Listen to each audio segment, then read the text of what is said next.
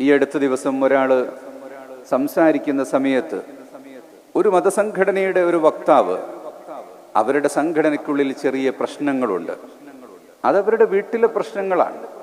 അദ്ദേഹം അവിടെ പറയുകയാണ്,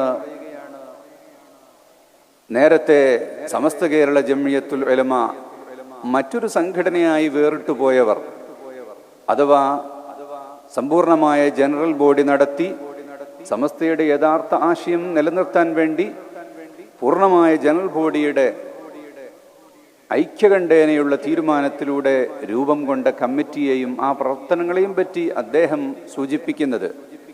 ഞാൻ പറയുന്നു, ആ വ്യക്തിയും നമ്മൾ ഇന്ന് സ്നേഹബന്ധത്തിലാണ്. ഇന്നതെല്ലാം ആളുകൾ മറന്നിട്ടുണ്ട്, എന്നിട്ടും വേണ്ടാത്ത ചിലത് ഓർമ്മിപ്പിക്കുകയാണ്. അദ്ദേഹം പറയുന്നു, അവർ ഞങ്ങളുടെ ഈ കുടുംബ പ്രശ്നം ഈ കുട്ടനും മുട്ടനും തമ്മിൽ ഇടിക്കുന്നത് കണ്ട് അവർ ഗ്യാലറിയിൽ ഇരിക്കുകയാണ്.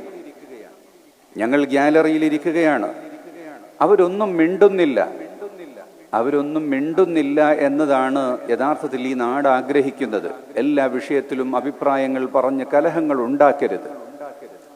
യഥാർത്ഥത്തിൽ ഒരു കാര്യം എനിക്ക് ഓർമ്മപ്പെടുത്താനുള്ളത്, ഗാലറിയിൽ ഇരുന്ന് ചിരിക്കുകയല്ല, ഊറിച്ചിരിക്കുകയല്ല, മറിച്ച് കരയുകയാണ് ചെയ്യുന്നത്.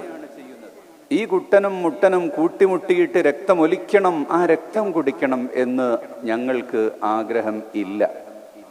മറിച്ച് ഇതെങ്ങനെയെങ്കിലും ഇല്ലാതാകണം, ഒരിക്കലും ഈ പിളർപ്പുണ്ടാകരുത്, ഇനിയും ഈ സമുദായത്തിൽ ഒരു പിളർപ്പുണ്ടാകരുത്, സാമുദായിക പ്രശ്നങ്ങളുടെ പേരിൽ ഇനിയും അങ്ങാടിയിൽ തല്ലുണ്ടാകരുത്, കലഹങ്ങൾ ഉണ്ടാകരുത് എന്നാണ് ഞങ്ങളുടെ നേതൃത്വം ആഗ്രഹിക്കുന്നത്. അതാണ് ഉലമാ ആഗ്രഹിക്കുന്നത്. അത്തരം വിഷയങ്ങളിൽ ഇടപെടരുത് എന്ന് തന്നെയാണ് ആഗ്രഹിക്കുന്നത്. അത് ഞങ്ങളുടെ കുടുംബ പ്രശ്നമാണ്, അതുകൊണ്ട് പുറത്തുള്ളവർ ഇടപെടേണ്ടതില്ല എന്നത് പറഞ്ഞത് സത്യമാണ്.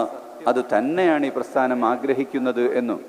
പഴയ കാലത്ത് ഒരുപാട് കലഹങ്ങളും പ്രശ്നങ്ങളും ഒക്കെ നടന്നിട്ടുണ്ട്.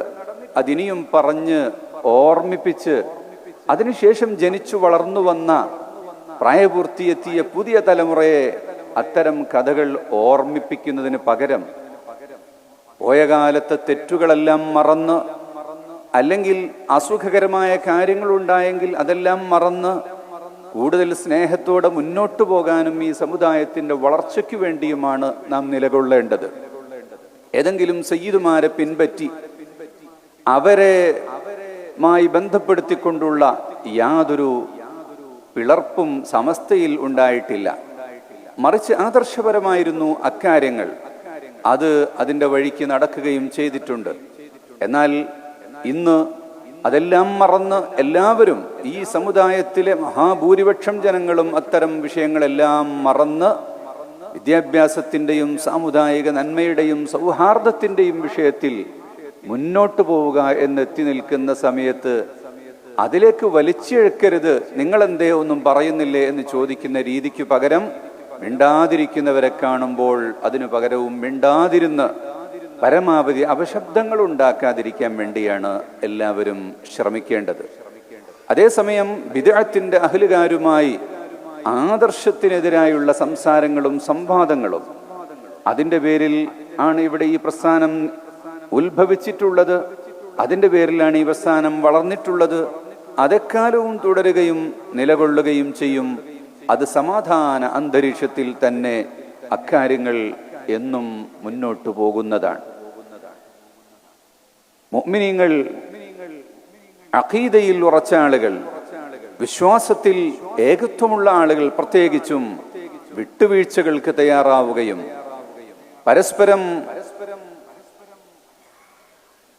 വിട്ടുകൊടുത്ത് മാപ്പു ചെയ്ത് യോജിച്ചു നീങ്ങാനുള്ള ശ്രമങ്ങൾ, അതാണ് ഈ കാലഘട്ടത്തിൽ പ്രത്യേകിച്ചും ഉണ്ടാകേണ്ടത്.